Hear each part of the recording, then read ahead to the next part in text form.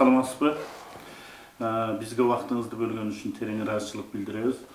Алдыда мынакей президенттик шайлоого талапкерлер өздөрүн көрсөтүп жатышат да. Ошолордун арасында сиз дагы барсыз. Бирок ушул 60тан ашты да биздин талапкерлерчи. Мурдагы президенттик шайлоодо дагы ушундай болгон. Мындай өзгөчөлүкчү, мындай көп мамлекеттерде боло бербейт да.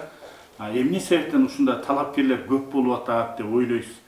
Бизден 20 эсе көп эли, то есть 47 эсе көп эли көп. Америкада деле эки партиядан эки эле талапкер чыкты да. Бул жакшы. Ошонун ичинен көрсөттү, же ошонун ичинен өздөрү көрүндү, же ошонун ичинен таанымал ушул болот деген адамдар болду.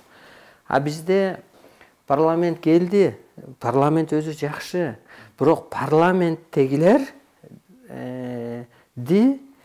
мурунку хандар дейбизби, президенттерби кошоматчы кылып салгандыктан, мисалга, анан ошо партия системасы иштебей калып, анан арга жок, арадан мындай өзүн көрсөтүп чыкканга туура келип атат да. Анан эми ар кимдин өзүнүн укугу чыгып коюш, эми ал БШК жок дей албайт экен, Кыргызстан гражданы болгондон кийин, кыргыз тилди билгенден кийин. Бирок ар адамдын өзүнүн бир совеси болуш керек.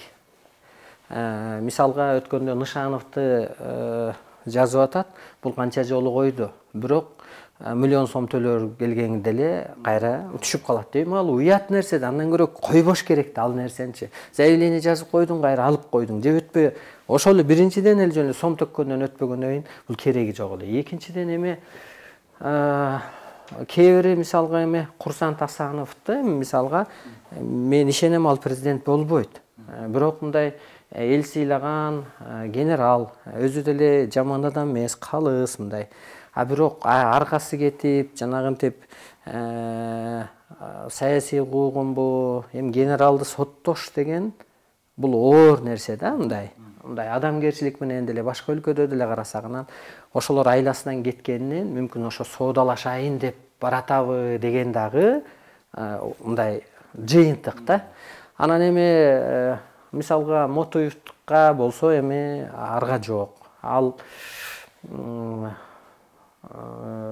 баягы омбудсменди шайлаарда деле өзүнүн кандидатурасын койгон, ошол жерге барып алып, КТРдин директорун шайлаарда деле өзүнүн кандидатурасын койгон. Анан эми бирок ушунун баары эле элдин аң сезими өспөгөндүктөн, ар ким өз ордун билбегендиктен, эртең уят болуп калаарын мындай ойлобогондуктан ушул болуп атат деп ой кылам да. Анан эми мындай көрүнүш негизичи мындай да биздин өзүбүздүн дагы менталитетибиз, анан өзүбүздүн ушундай бул мындай да бул көрүнүш бул өзү негизи мындай мактана турган көрүнүш эмес. Жакшы эмес да, жакшы эмес. Бул жакшы эмес. Анан эми мындай ойлоп көрсөк, ушинтип анан өсөт окшойбуз дейм да. Ушинтип анан бир ордуна кел. Мен ойлогом бир 6-7 10го жетпеген эле кандидат болсо керек. Себеби эми улам көңүлү калды. Мисалы Бабанов койбойт. Мурунку койгондо деле мисалга да, мисал айтып атам. Бая шансым бар деп койгон. Андан кийин анан баягы жаман аталды, коркок аталды. Бул мисалга да, бул мындай акыл эстүү адам койгон жок ал адам. Темир Сариев деле өзүнүн шартын көрдү, мисал койгон жок. Анан эми ошол жанагы акырында мынтип жазды да, ошол акыркы заявительдин баарын эле эми мындайча айтканда мусоры, хламы деп жазды да, эми эл көрүп атат да. Ошондуктан эми ушинтип өсөт окшойбуз. Эмне кылабыз эми? Кой аксагы менен жүздөп коет, эми ушинтип өсөт окшойбуз деп ойлойм ал боюнча. Бирок мындай да президенттикке талапкер болуп ошого баратканда кандайдыр бир жоопкерчилик болуш керекпи? Президенттен кандай болуш керек? Эми менин баратканымды мындай эле ошого карап эле анан мындай салыштырып коеюнчу. Менин бараткан себебим, мен эми 3-чү жолу 11-жылы кандидатурамды көрсөтүп, катышып, теледебатка барып, колуман келишинче процентим алып 17-жылы ошондой болгон. Анан бул 2020-жылы баратканым. Бул аалам дейбиз, Кудай дейбиз, периште, арбай дейбиз, Аллах дейбиз. Бул баары чын экен. Мен өзүм 2000-жылга чейин мечит салдым эле. 2000-жылга чейин ушу атамды ажыга кошо барып келген эмесмин, бирок баягы жол расходун көтөрүп, кетерде жылкысын союп, келгенде жылкысын союп, ал кезде эми бул жаңы ачылып аткан да, биз керек болсо биздин район боюнча ошо биринчилерден болуп барат эле. 1999 же 98 го. Анан ошентип бул жолдорду мындай, то есть ошол кезде мен мындай 5 убакыт намаз окуп, мисалга да, Алла деп эле койчу элем да, мындай эме сактасын, колдосун, берсин деп. Азыр ойлосом, бул ааламдын ушунча күчтүү экенине, ушунча так экенине, ушунча ак экенине мен аябай таң калдым да. Мисалга эми бардык адам түш аян көрөт. Буну эч ким жокко чыгарбайт. Мисалга мына Осмон империясы жөнүндө кинолордун баарын көрсөңүз, мисалы Көсөм Султан жөнүндө, Основание Осмона деп чыгып атат, Возрождение Эрдүгүрү, ошондо бүт түшүнө маани берет да. Чечмелейт, аткарат. Ошол сыяктуу мен 2018 жылы түш көрөм. Түшүмдө Манас ата деп мындай түшүнүп атам да, анан айтып атат. Сооронбай Жээнбековдун сезону 2020 жылы бүтөт. Анан өзүң президент болуп барасың да, дейт да. Анан мен айтып атам, ага чейин эл чыдабай калат го деп эле анан ойгонуп кеттим. Анан чыгып айтып талап кылып койгонго туура келди. Сооронбай Жээнбеков, сиз мирным путем мындай власть өткөрүп беришиңиз керек. Бул ааламдын талабы, Ататек Арбактын талабы. Себеби сиз могу доордун талабын билбей атасыз депчи. Мисалга азыр эми орустар деле дүйнөдө деле айтып атат, жаңы доор келди деп. Мына Кыргызда деле айтылып атат. Жаңы доор келсе демек, ар бир доордун өзүнүн талабы, закону, мыйзамы болот экен да. Мен ошон үчүн бар айтам. Анан бул кандай дегенде бул мындай экен көрсө. Могу кичик эле баланы элестетели, кичик бала төрөлгөндө тили жок төрөлөт, анан тил чыгат, анан ушинтип отуруп, муну эволюция деп айтылат экен да, минтип отуруп, анан акыры баягы өспүрүм гени сөөгү жетилгенде эне ата болот, жоопкер болот. Ошол сыяктуу адам жаралгандан бери суу доорун басып өттүбү, темир дараң ойлоп таптыбы, боз үй дараң ойлоп таптыбы, пайгамбарлар доорун көрдүбү, хан доорун көрдүбү, байгедей доорун көрдүбү, Ленин доорун көрдүбү, капитализм. Ошонун баары эволюция делеткен дагы 21-кылымда адамдын гени жетилиптир да. Баягы гени жетилген кыз анан эне болуп алат да. Ошол сыяктуу гени жетилиптир да, эми баягы атанын эненин ролун аткарыш керек болгондой, эми тирүү периштеге окшош, тирүү пайгамбарга окшош, тирүү мындай Кудайга окшош болбосо адамдын анатомиясы ар кандай оору менен күйүп кетет экен. Бул эми ааламдан так берилгени. Эми кыргыз ааламдан келген үкүл деп берилет. Анан далилдери кайсы десе, ааламдык дастандары, аалам менен байланышкандары. Келиңиз деп мындай улууга урмат кылганы, табиатка мамиле кылганы бул улуу маданияты. Ошон үчүн бул кыргыз эмне кылат бул жаңы доордо десе, адамзатты сактап калат дейт. Эмнеге дегенде, мына азыр адам да оору болуп атат, кырсык болуп атат. Бирок ошо медицинасы дагы, карантини дагы, политикасы дагы, каражаты дагы сактабай атат. Көрсө бул мындай экен. Жанагы азыркы коронавирус аталган, бул эпидемия демес экен. Эпидемияны өсүп кетиши пандемия деп коет экен медициналык тилде. Адак эмес экен, көрсө энергия экен. Бул мындай деп түшүнсөк болот. Эми могу аалам бар экен, бир эле Алланын дегенде болбойт экенде. Бир мисалга ойлосоң, бир Алла сенин секунд жашооңо күбө боло албайт экен да. Анын астында мындай пирамидадай тизилген ата-бабанын арбагы, периште жана башкалар болот экен, мисалга. Анан алар адамзат үчүн жоопкер экен. Аллага, мисалга да, ортодо бир күчтөр бар. Эми ошолор жерге инопланетан катары түштү 2000-жылдан бери. Буга далил ата жолу деген бар ма Кыргызда, Казакстанда мына. Ата жолун мисалга адамды киет арбай, анан бата чыгарат да, бир арбак киет да, анан мынтет. Мана сатадан бата чыгып атат сага дейт да, анан сүйлөйт, ал билбейт, скоросун да билбейт, нени сүйлөп атканын да билбейт, анын тилин телосун пайдаланат. Анан же тил дейт, же мындай жаңылгансың дейт, же ооруңду алып койдум дейт. Ошол сыяктуу вселенные силы селился в земле. Они в составе воздухта, сууда, жерде. Анан ошолор эми дегенди ичке киреткенде баягы динде минтип коет го, жин тийди деп коет го, жин кирди деп коет го. Ошол сыяктуу эми жин деле бир жанда бир мындай бир батпай калган.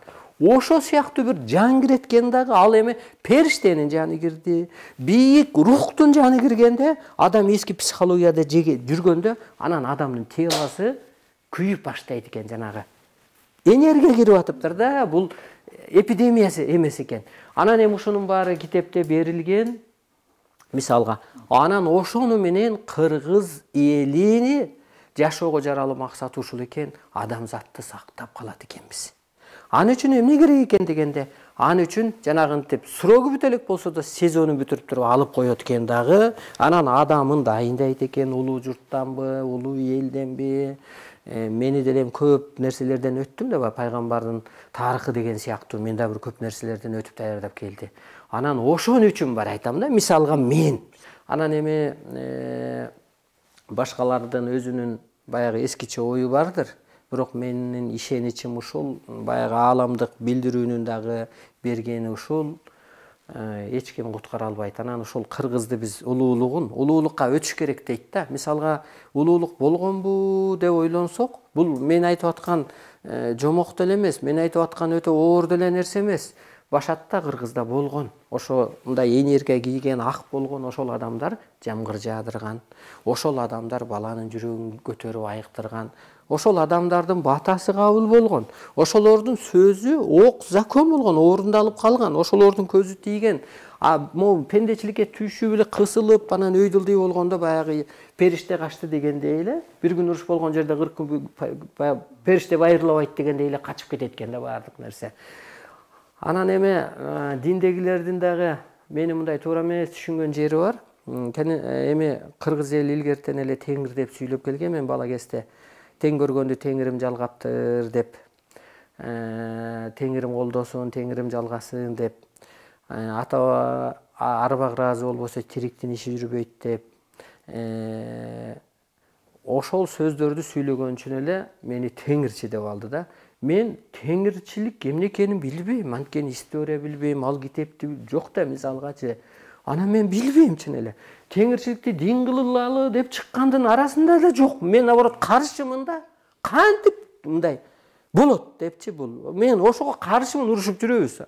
Биз эми теңир деп сүйлөйм да, мисалы мен теңир ата деп сүйлөйм, теңирим деп сүйлөйм. Мен Алла деп айта албайм, анткени ал деген аябай күчтүү нерсе. Мен атынан айта албайм.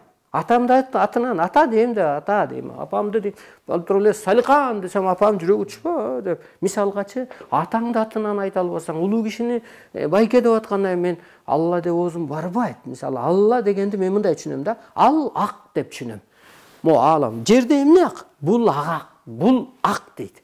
Мына булак бул ак дейт. Асманда эмне ак десе, ал ак дейт да. Бул кыргыз тилде мен түшүнүгүмдө. Анысы кандай андан ак, андан таза, андан күчтүү эчтеке жок. Аны эчтекеге мындай сравнивать. Анан мен аны атынан да айта албайм мисалгачы. Анан ага караганда мына ак менен караны, жаман менен жакшыны, оң менен солду, ысык менен суукту, асман менен жерди, аял менен эрди теңдеп берген теңир десең, мындай жеңилирээк, мындай эркелеткен ат да берилет да. Ошон үчүн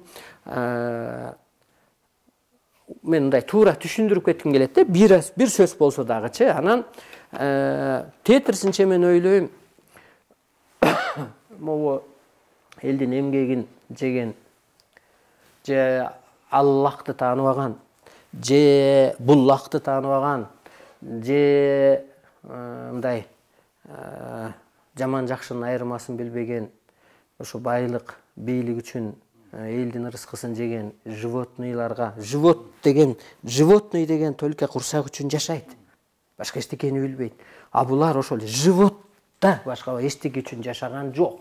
Мисалга да ошол сыпаттагы эми кой атап атат, пёс атап атат. Ошол адамга караганда мен ойлойм бул жаңы доордо ааламды түшүнгөн, астыр көптүр Аллахка дейбизби, жаратканга дейбизби, ишенген адамдар тез өтүп кетет деп ойлойм да бул жаңы доорго. Анан тез түшүнөт деп ойлойм. Демек сиз айткандай мындай руханий жактан таза адамдар ошону түшүнүп, ошолор тез кабыл алат. Ошолор кабыл алып, Анан ошолорго ошолор тез сиңет. То есть отурат. Мисалга, мына ак чүпүрөккө кайсы боек болсо дагы тез сиңет. Карага эчтеке сиңбейт. Анысы кандай? Мисалга биз азыр ушу Садыр Жапаров президент болбойт десек, эмнеге болуш керек эле деп атат да. Мен айтып бердим. Эми билбем, эми ааламдан байланыш болду. Мен көрдүм, мен көрүнүш көрөм. Мен бул касиет экен. Мен ушуга таң калдым да, тобо кылайын, ыраазымын. Ушу адам болуп жаралганыбызгачы. Адамдын телосы техника көрбөгөн нерсени көргөнүнө мен ыраазымын. Техника укпаганды угат экен да, мисалга. Техника сезбегенди жүрөгүм сезди дейт го. Анысы кандай мен көрдүм ушу. Болбойт деди да ааламдан. Мындай периштелер талашып атыптыр анан. Эмнеге десем, ал биздин могу жаңы доордогу адамзатты куткаруучу мыйзамга каршы барат, каршы чыгып атпайбы дейт анан. Деп эле мурда күн эле түштүм да эртең көрүнүш катарынан. Эми мен бул нерсени айтып жеткирип коюшум керек. Кичинекей сөз менен болсо да. Анан неге болбошу мүмкүн дегенде, бул киши эгер ак болсо, соттолбойт эле, мындай төлгө белгисин чыгаралы. Экинчиден, мейли эми соттолсо, лелинде эле бир өзгөртүү киргизген адам болгон да. Мисалга өзгөртүү киргизген да, мындай путеводитель болгон. Пайгамбар деп айтканга болбойт, путеводитель. А деле соттолгон, а бирок ал ак падышага, Акаевка же көк падышага, Бакиевке кошомат кылган эмес да. Кыргызды бурмалаган эмес. Мисалга да ал правда деп жаңы идеология, идеолог да өзүчө. Анан бул идеолог эмес Садыр Жапаров мисалга. Анан келгенде эле күлкү келет да. Тобо кылайын ушу мындай аң сезиби түшүп кеткен адам экенин. Келди деле премьер-министр шайласа эле Дом правительствонун астына фергер аттыртып, артист ырдатып. Анан ойлойм, бул киши Бакиевдин түбүн ичип алганбы, ал тансага түшүп кетсе бул фергер аттырып. Эми бул деле минус нерсе да, эми муну дүйнө байкап атат, уят нерсе мисалга. Анан эле туруп эле бир айда жегендер, ичкендер дейт. Акчаңар төксөңөр мен силерди куткарып коем дейт. Эми бул деле күлкүлүү нерсе. Эмнеге дегенде, анда бир айда төгүп койсо эле анда тергөө болбойбу, анда сот болбойбу, баары жоюлуп кетеби? Анан бул куткарып койгудай деги өзү ким? Ал президент болбой туруп, эми бул деле күлкүлүү нерсе. Эми анан мен ошон үчүн айттым да, ошол жерде туруп биз видеообращение кылып, чындыкты айтып коюшубуз керек. Ошондо айттым, бул заявленияң дал уят болосуң. Эми бул дүйнө көрүп атат да, биздин лицо керек. Анан Ак үйдүн барып эле решеткасын алып салды. Мисалга да, эми ал эч кимге деле мешайт эткен жок. Мисалгачы, ал эми койдо да короо болот да. Чын эле да. Күмбөстө деле коргон болот. Үйдө деле тозобуз баягы. Анан эми эгер эртең Кремльге отуруп калса, анын заборун алып коем мисалга. Анан мен өзүм внутренний войскада начальник караул болуп служба кылгам да. Прапорщиктер сокращение болуп кеткен кезде биз замкомандир взвод элем, анан мен начальник караул болчу элем. 2 сутка аякта, 2 сутка баягы казармада. Анан ошондо биз бул жуликтердин, жулик деп айтылат, осужденный деп айтылат, мунун понятиелерин билебиз да. Буларда мындай понятие бар. Мен дейт да, аял эркеги чыкканда айтат. Или түрмөдө отурган айтат. Мен чыкканда о терезедеги решеткаларды алып салам дейт. Аградаларды переградан алам дейт да. Бул ошо понятиеде калып калгандагы алып салды деп ой кылам да мен башка. Анан другой причина, эгер өзү шайланбай калса, жеңилирээк кайра үйдү басып алганга. Ушу эки эле причина менен. Бирок ушунун баары бизге терс таасир этти кыргыз элине. Үчүнчүдөн, билбем, эми бизде бала кезде эле менчи соттолуп келген адамды, мисалга, алыс болчу, жакшы адам эмес деп эле атабыз, мисалга, коруучу да. кошулбагыла деп эле анан эл деле өзү чочуп алыстап басып дегендей. Ошо сыяктуу бизде деле ошондой түшүнүк бар. Анан бул Загран элинде дагы заключенный деген башка понятие, жөн адам соттолбойт деп. Анан президент мисалга Путин деле ал офицер. Мисалга да, анан мындай адамды жакшы көрбөйт. Бизге үчүн мындай өтө жакшы болгон жок да. Анан ошон үчүн кээ бир адамдар айтып чыккан, жазып чыккан да ошо да. Ушу Сооронбай өзү эле отура турса болот беле мындай күндөн көрөөк деп. Ошондуктан ушул баардык нерсени карап анан үчүнчүдөн бул доордун талабын билбейт. Төртүнчүдөн эми түрмөдө отурду, боштондук сурады, баарыбызга белгилүү.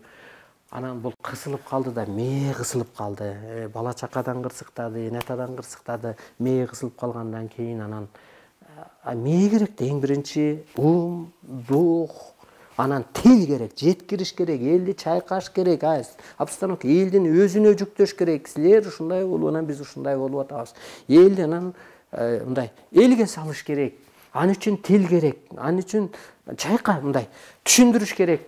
Анан кече дагы эми угуп калдым, өзүм техника карабайм, бирок жардамчыларым айтты, баш мыйзамдын долбоорун көтөрүп чыгыптыр, анда бул түбөлүк отуруш керек экен деп. Эми күлкүлүү да, ушу башына таң каласың, больнойбу деп ойлоп калдым бүгүнчү.